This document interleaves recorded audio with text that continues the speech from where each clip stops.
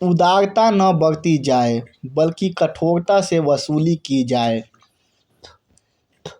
भूमि पर किराएदारों के अधिकारों को स्वीकार किया गया और काबूलियत में भूस्वामी और किराएदारों के उत्तरदायित्वों को निश्चित किया गया। सरकार किराएदारों को निश्चित अवधि के लिए पट्टा देती थी। जब कभी किसी कारणवश फसल नष्ट हो जाती थी तब सरकार कर्ज दिया करती थी। शेर शाह ने सैनिकों को विशेष निर्देश दिया था कि जब कभी वे युद्ध के लिए जा रहे हों तब वे रास्ते में पड़ने वाली फसल को नष्ट न करें। उसने इसे अपराध घोषित किया।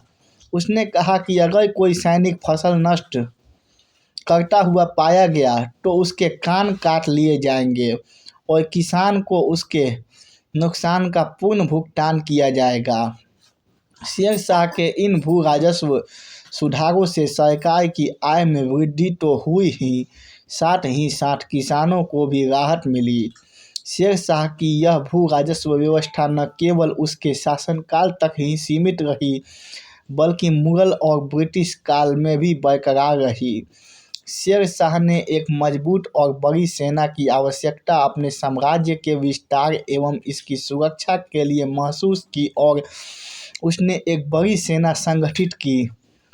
उसने अपनी सेना संगठित करने के लिए अलाउद्दीन खिलजी के अनेक सैन्य सिद्धांतों को अपनाया। उसने महसूस किया कि सैनिकों के लिए सामंतों पर निर्भर रहना उचित नहीं और एक नियमित सेना की व्यवस्था की।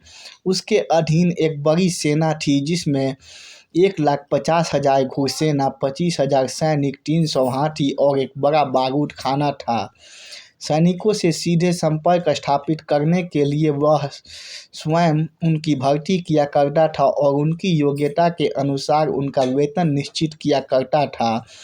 उसने सेना में भ्रष्टाचार रोकने के लिए घोड़ों को दागने की और सैनिकों का लेखा जोखा डिस्क्रिप्टिवेरोल रखने की व्यवस्था की।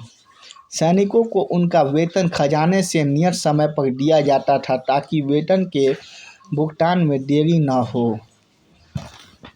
शेर शाह अपने सैनिकों से स्नेहपूर्ण व्यवहार करता था और उनकी कठिनाइयों को दूर करने का प्रयास करता था, लेकिन सैन्य अनुशासन और सैन्य क्षमता से किसी प्रकार का समझौता नहीं करता था। अगर कोई सैनिक अनुशासन भंग करता हुआ पाया जाता तो उसके साथ कड़ी कार्यवाही की जाती थी। उसने अपनी सेना को राज्य के सैन्य दृष्टि से महत्वपूर्ण ठिकानों पर तैनात किया। इन ठिकानों पर तैनात की गई सेना को फौज कहा जाता था और इसके सेनापति को फौजदार। सुरक्षा व्यवस्था मजबूत करने के लिए उसने अनेक स्थानों पर किले बनवाए और पुराने किलों की मरम्मत करवाई।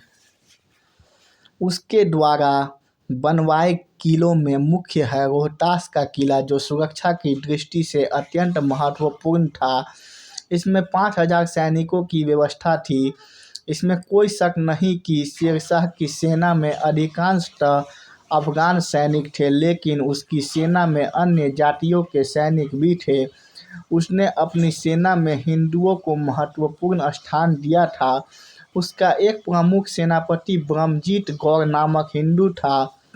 कानून व्यवस्था बनाए रखने के लिए उसने पुलिस का पुनर्गठन किया।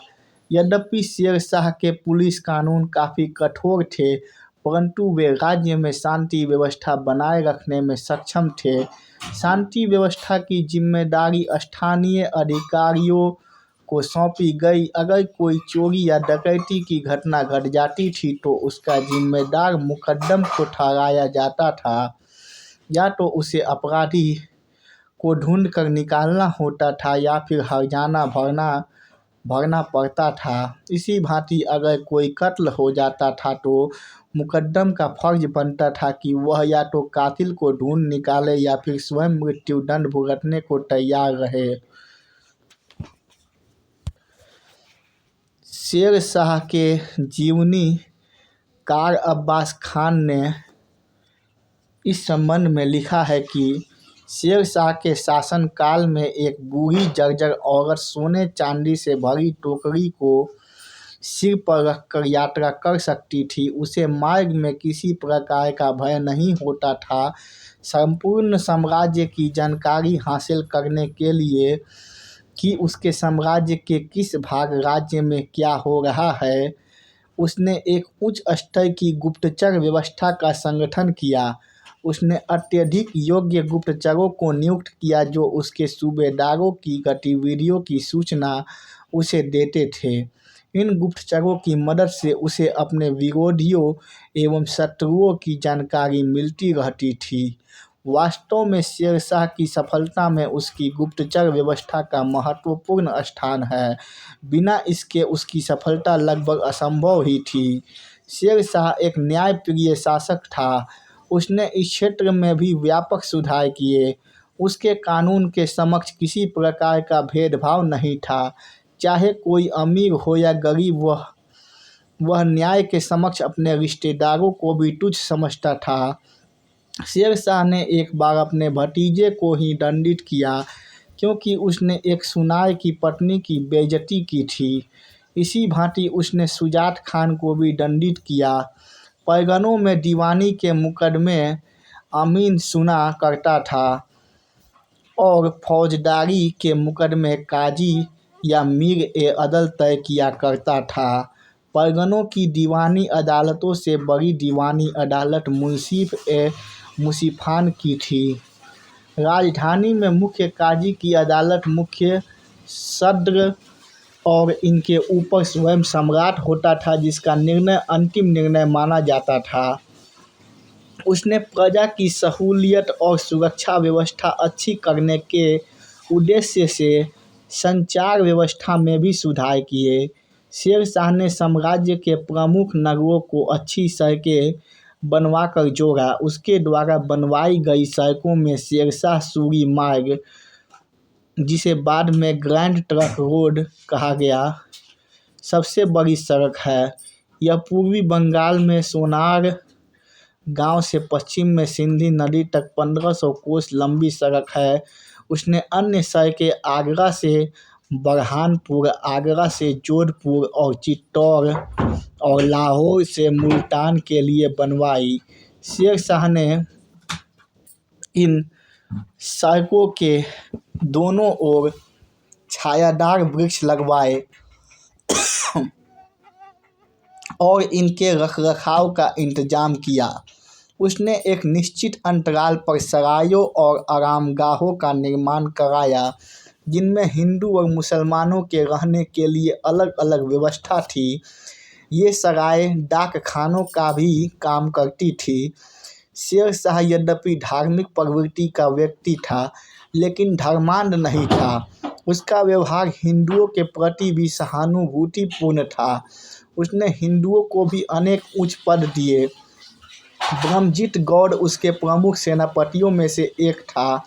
शेर शाह ने राज्य की आर्थिक व्यवस्था सुधारने के लिए टकसाल में सुधार किए और सिक्कों को अच्छी तरह धातुओं के निश्चित अनुपात में बनाया गया। शेर शाह ने न केवल टकसाल में सुधार किए बल्कि राजा की गिरती हुई स्थिति को भी उठाने का प्रयास किया। उसने विभिन्न प्रकार के सिक्कों के बीच एक अनुपात निश्चित किया। शेर शाह ने सर्वप्रथम एक निश्चित अनुपात में बड़ी संख्या में सोने, चांदी और तांबे के सिक्के बनवाए और उसके बाद पुराने सिक्कों को नष्ट करा दिया। उसके द्वारा चलाए गए चांदी के सिक्कों को मुगल बादशाहों और अंग्रेज़ों ने भी चालू रखा। शेर शाह ने व्यापार और वाणिज्य को प्रोत्साहित करने के लिए अनेक स्थानों पर लिए जाने वाले सीमा शुल्क को समाप्त कर दिया। शुल्क केवल 2 बार लिया जाता था, एक तो तब जब वह राज्य में प्रवेश करता था और दूसरी बार जब उसे बेचा जाता था। इसके अतिरिक्त अच्छी सड़कों के निर्माण ने भी व्यापार एवं वाणिज्य को प्रोत्साहित किया। बाकी अगले पार्ट में